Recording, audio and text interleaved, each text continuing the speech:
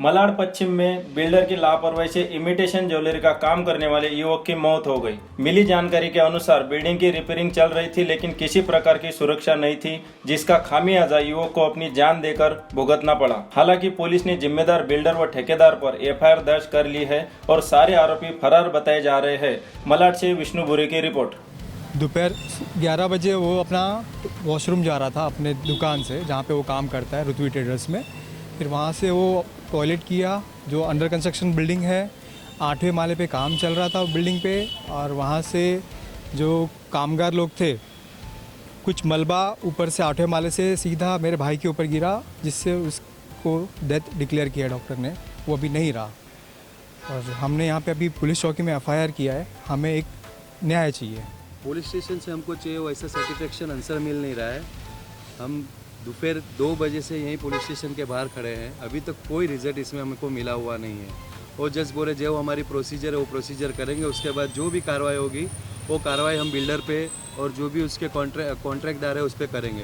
लेकिन हमको क्या न्याय मिलेगा? इस लड़के को क्या न्याय मिलेगा जिसके 4 साल की लड़की है, जिसके 2 साल का छोटा बच्चा है।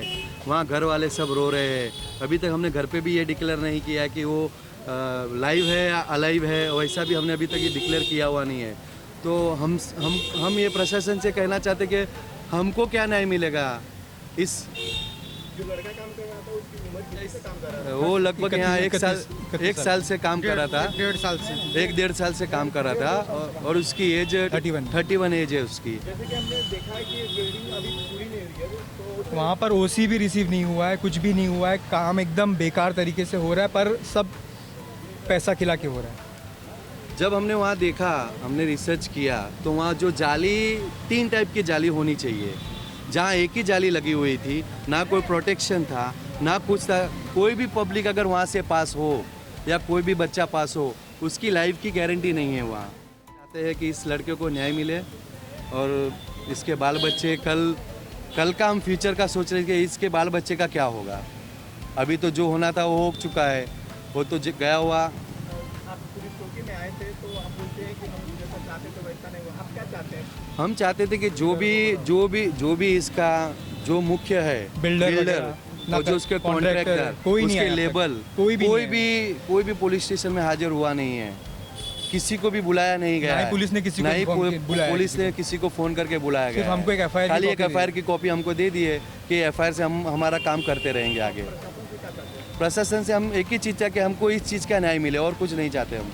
इस बच्चे को कुछ अच्छा मिले, इस लड़के का कुछ आगे उनके बच्चे का भविष्य अच्छा हो, वही चाहते, दूसरा हम कुछ चाहते नहीं हैं। सर, यहाँ पे 31 साल के एक युवक की मौत हो गई, उसके बारे में आप क्या कहना चाहेंगे? एक दुर्भाग्यपूर्ण है कि एक राजकुमार सोनी नाम का 31 साल का युवक दुकान में काम करता था। बिल्डिंग से उसकी दीवार गिरने की वजह से उसकी डेथ हुई है। दुर्भाग्यपूर्ण है, दुखद है। अब सीनियर साहब से मेरी फ़ोन पे भी बात हुई। हमारे मुंबई के सचिव योगेश वर्मा जी भी आए। उन्होंने बोला था कि एफआईआर करेंगे और अभी आया तो एफआईआर हो गई। बिल्डर फरार है मोबाइल बंद करके, लेकिन हमने मांग किया है कि पूरा डिटेल्स इसकी इंक्वायरी करके जो भी नेग्लिजेंस है इसमें, विजिलेंस है, डिजास्टर है, महानगर पालिका है, सबसे बात करके कि नेट क्यों नहीं लगाया गया, सिक्योरिटी के पूरे नॉर्म्स क्यों नहीं फुलफिल किए गए हैं, वो फुलफिल होना चाहिए। जो भी दोषी है उनके ऊपर कार्रवाई होना चाहिए। और जो परिवार है, छोटे छोटे बच्चे, उस परिवार को मुआवजा मिलना चाहिए, कंपनसेशन मिलना चाहिए, उसकी बात की है। और इस केस को हम लोग फॉलोअप करेंगे। परिवार के पीछे पूरी मजबूती से हम लोग खड़े हैं, आगे भी खड़े रहेंगे। इतनी बड़ी दुर्घटना के बाद बिल्डर या कॉन्ट्रैक्टर यहाँ पे दिखाई नहीं दे रहे, उनके बारे में क्या कहना चाहेंगे? वो फरार हैं, गायब हो गए। जनरली दुर्घटना होती तो लोग गायब हो जाते हैं।